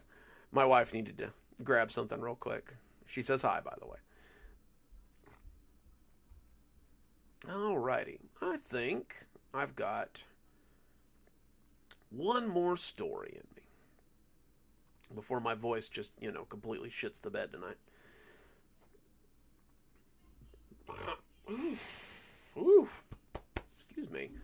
My mom had cabbage and sausage at lunch, so, it was tasty, but definitely feeling it. Oh, let's see. All right. This one is one that I've wanted to write for a long time, but I finally got around to it. One of these days, I got to show you guys my unfinished story folder. It's massive. And I was going through looking for stuff to narrate or to write about, and this one popped out. It's been in the back of my mind for like a decade now, but it's finally down, and I think it's pretty good. So, we're going to close us out with a reading of Serene Meadows. I need it's expired already. Goodness, I just put that up there. Hang on, guys. I'll see if I can fix that.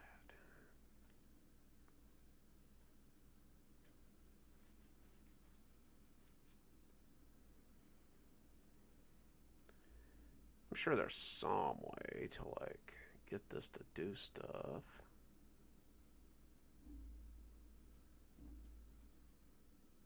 Let's see. Okay.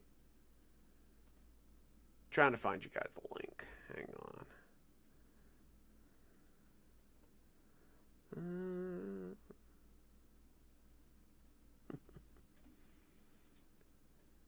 Let's see.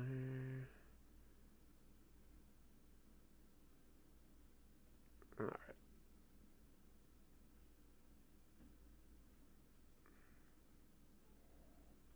That's wild. Like, that link is less than 2 hours old. All right.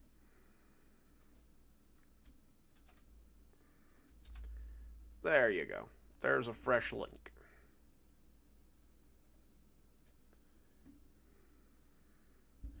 You ain't kidding. They used to give out permanent links. I don't know. I don't know why they don't anymore. Like, it used to be you could just get a permanent link to your channel or your server. But anyway. All right. Where were we? Oh yeah, this one's called Serene Meadows. So I hope you guys enjoy it. I've been looking at those lights every day since I took the job. I work overnight at one of those big warehouse places. Didn't need the places. I work overnight at one of those big warehouses. It's not an Amazon warehouse, but it's similar. They do a lot of off-brand furniture and things, and me and a couple of other guys work overnight loading trucks. It's not glamorous.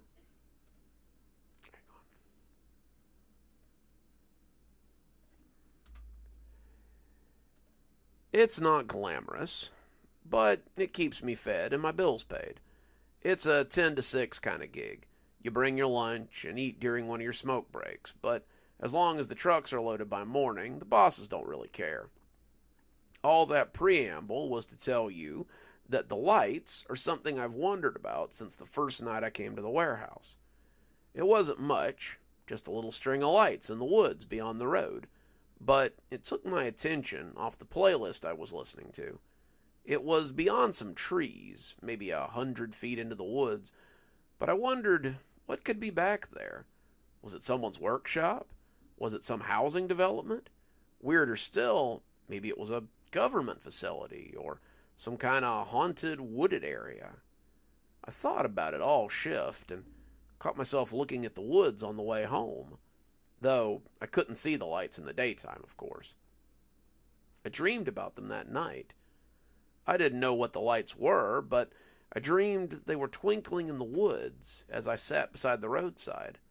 It reminded me of the lights on my light bright from when I was a kid.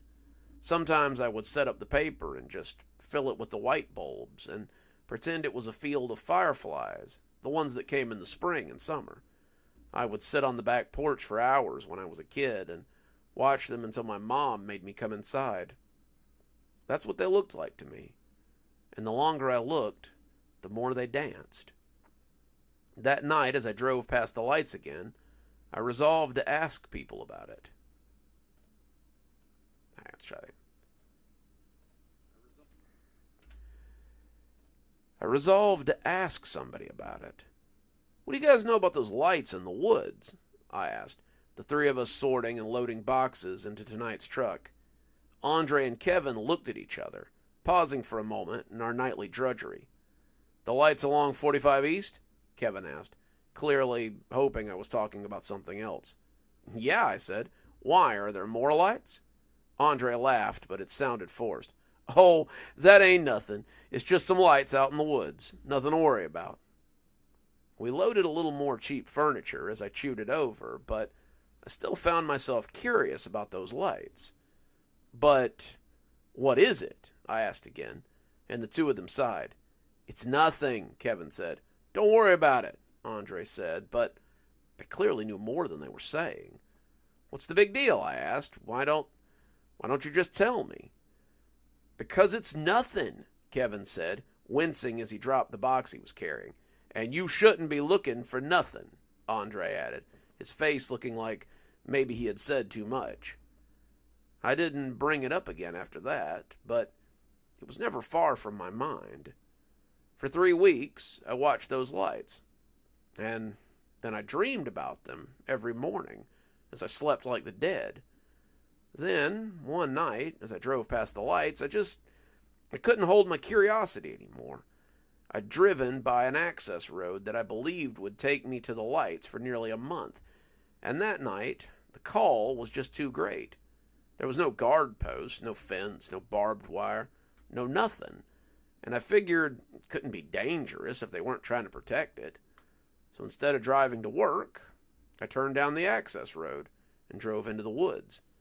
Stupid, I know, but I had to know. If it really was a forest full of fireflies or just some redneck solar lights, I suddenly had to know. When I drove under a sign that sat high above the road, I had to back up and read it.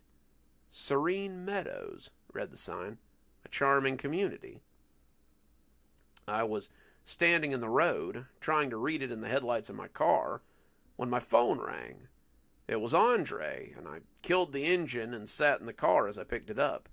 He wanted to know where I was and why I wasn't here to unload boxes, and without much thought, I put on my best hoarse, sore throat voice that I could manage. I had only planned to have a quick look, but now I needed to know more. Shit, sorry, Andre. I just woke up. I've got some kind of crud, man.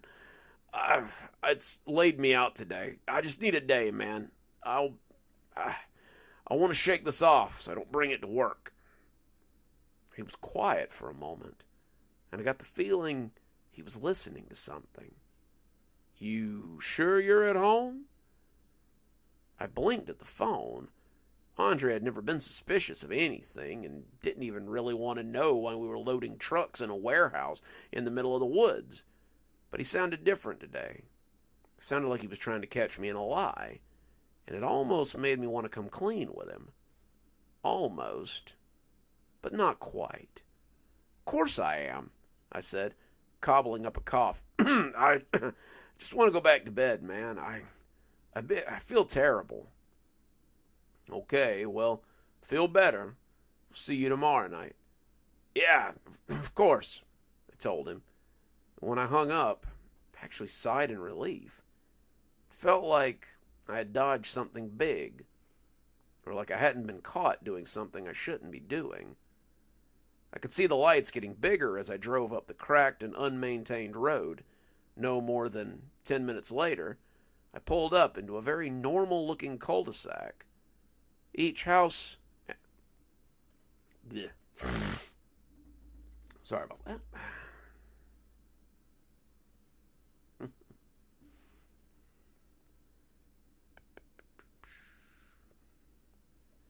Each house, and there were 7, was a different color.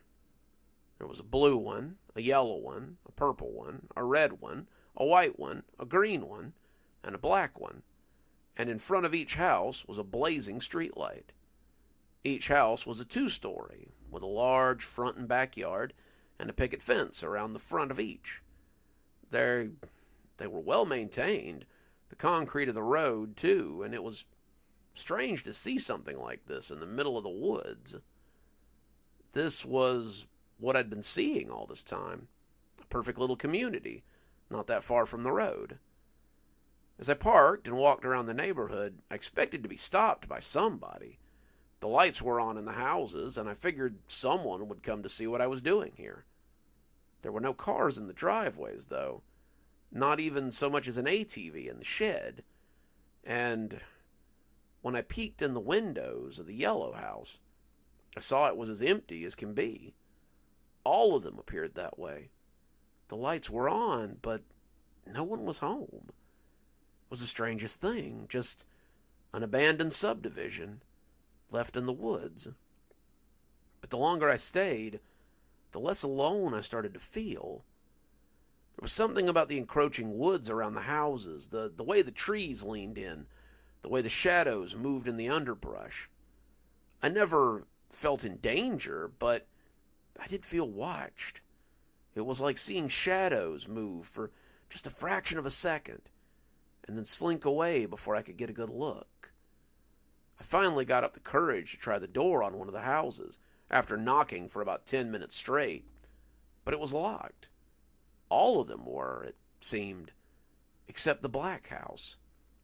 I didn't really want to go into the black house. It seemed ominous somehow, but I did, and it was just like the rest of them.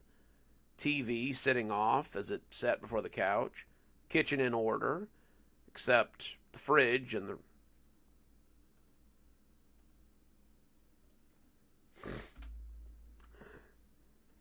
Except the fridge was empty, and a dining room set for a meal. The upstairs had 2 small bedrooms and a large master bedroom with a bathroom.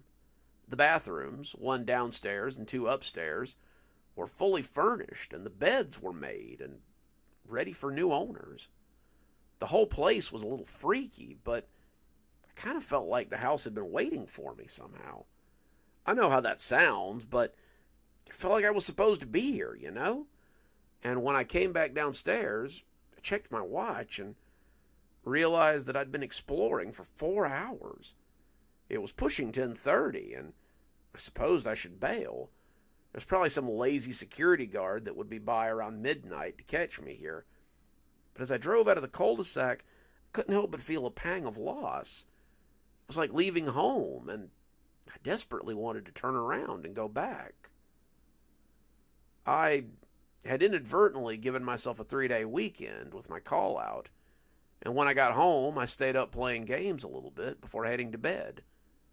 I dreamed about the little community that night, just as I had dreamed about the lights before that. But this time, the dreams were different. I was standing in the master bedroom of the black house, looking down at the street as the street lights burned brightly. As if on cue.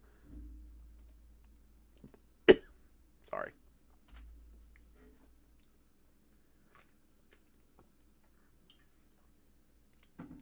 Ugh.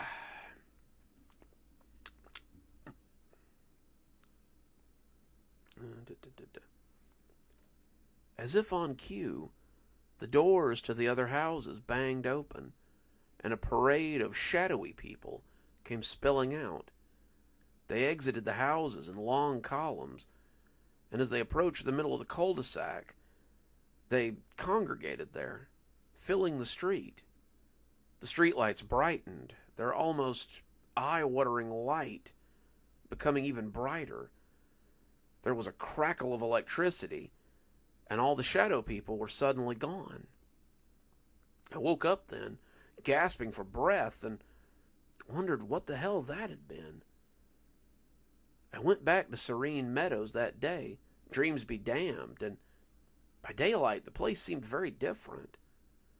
The cul-de-sac was pitted and cracked, the road nearly gone from the grass. The houses were still there, but they were peeling, and the windows were mostly broken or dusty. The doors were splintered, and most of them had been kicked in, but it was the street lights that seemed the saddest. The glass was broken, the lights shattered or missing, and the whole place looked like the woods would reclaim them at any time. I was perplexed. It was like a tornado had been through here, and a search of the houses found nothing but gutted rooms and graffiti everywhere. It looked like homeless people might have discovered the place way before I did, and I was glad I had worn boots. There were needles and cans scattered around, as well as a few blanket mounds and sleeping bags, but I didn't find anyone there. Whoever had been living there was long gone. I didn't know what had happened to the place. It had been fully intact the night before, and as the sun set, I got in my car and headed home. Looked like the kind of place I definitely didn't want to be after dark. The sun was dropping as I got back on the road, careful not to be seen by Andre or Kevin if they were heading to work. But as night settled over the woods, I saw the lights again and stopped abruptly in the middle of the road. I stared, not caring if anybody came along to beep at me. I'd seen the place. There couldn't be any lights coming from there. The houses looked gutted, the copper wire probably the first thing to go, and the streetlights were broken and shattered. Still, something made me turn around in the road and drive back to see who the lights belonged to. What I found was the same little community that I'd seen the night before. 7 perfect houses.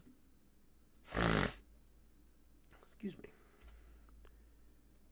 7 perfect houses around a cul-de-sac. The streetlights burning bright and the road well maintained. As I sat there marveling at them, though, that was when I saw the first of the figures. With the lights on, they were hard to miss. Perfect shadow people, looking down on me from the windows of the upper floors. There were just a few of them at first, but the longer I watched, the more they piled up. Some houses only had a few, but others had dozens. As they began to fill the bottom windows too, I put my car in reverse and got out of there. I didn't know what was going on, but I didn't want to be seen by those things or find out what they would do to me. I drove like a bat out of hell, and when I got home, I felt like I'd run a marathon. I went to bed in my room, but the dreams seemed to be waiting for me. This time I was standing in the road.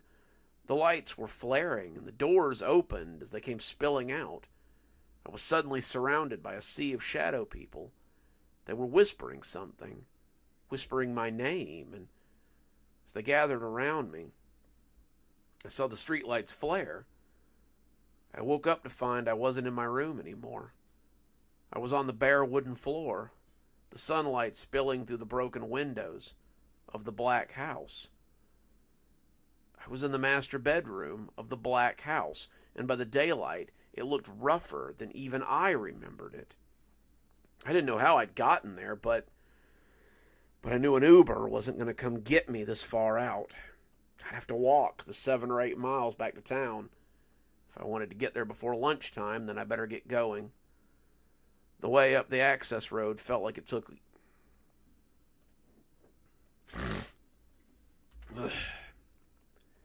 The way up the access road felt like it took years, and as I made my way to the highway, I sighed and started hoofing it.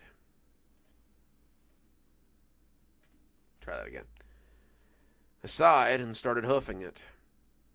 When a car pulled over to the shoulder, I wasn't surprised to discover that Andre was behind the wheel. "Looks like you're feeling better," he said, reaching over to pop the passenger side door open. "Climb in, bud. Let's talk." As we drove, Andre asked me if I had been to Serene Meadows. I couldn't lie, not as I was walking up the side of the road, so I told him that I had been. He nodded, said that he'd been afraid of that, and pulled into the parking lot of this little diner near the... Sorry, guys. Give me a second.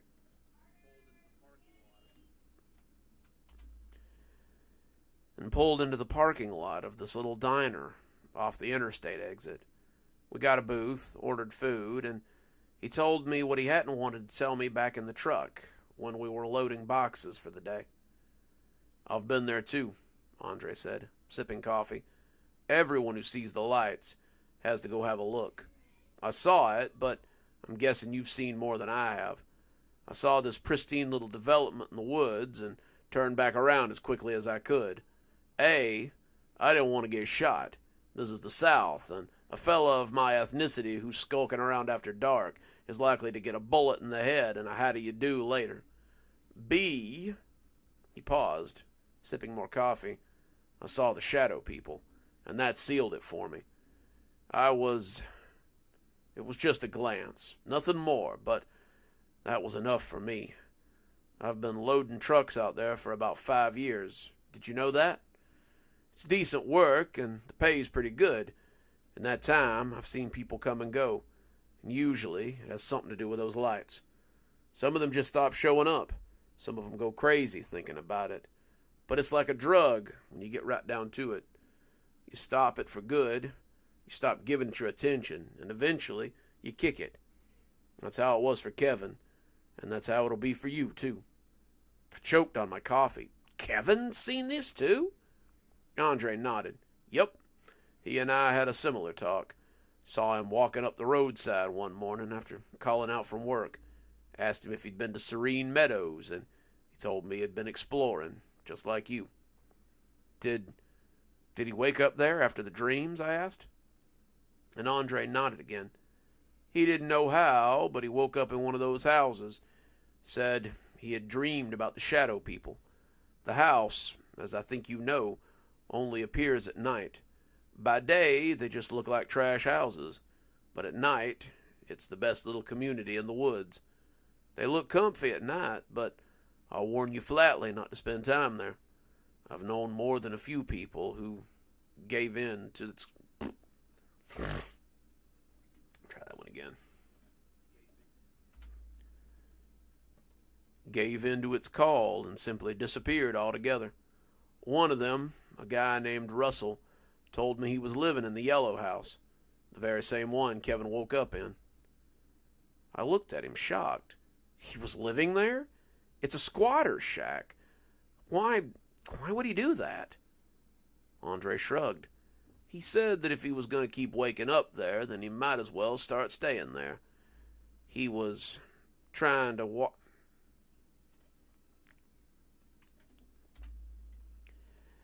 He was tired of the walk of shame afterward, and Andre shook his head, trying to find the best way to tell it. He said that the longer he stayed there, the more it resembled the house he saw by night. He said he saw the midnight procession as the shadow people went to the bright lights, and he said he heard them whisper to him as well. What were they whispering? I asked. Not really wanting to know, but needing to know. They were whispering for him, Andre said, and then one night, he just never showed up for work. I knew where he was, but I didn't go looking for him. He was gone, just like you'll be gone if you let that place eat you up. Do yourself a favor and leave it alone. Drink yourself to sleep tonight. Take a sleeping pill if you don't like to drink, but try not to think about that place. If you wake up there, just leave as fast as you can and call me. I'll come get you. If not me, Kevin will. If you can't do that, just come stay at my place for a few nights. I'll watch over you, like I did for Kevin, and we'll get you through this. You seem like a nice kid, but if you persist with this, then it will eat you up. Believe it. I agreed to crash at Andre's for a few nights, but I can't stop wondering where I'll wake up tomorrow morning. Even though it scares me, I can't stop thinking about that little community in the woods. What happened there to make it like this? What darkness lurks through there that makes even the homeless and the desperate leave it be? Most of all, I wonder if those shadow people are the people who tried to stay and were never seen again. As curious as I am, I hope I never find out. Knowing might be a great way to join that congregation one fateful night. Alrighty, and that is Serene Meadows. And guys, I think that's going to do it for me tonight. My voice is getting slaggy.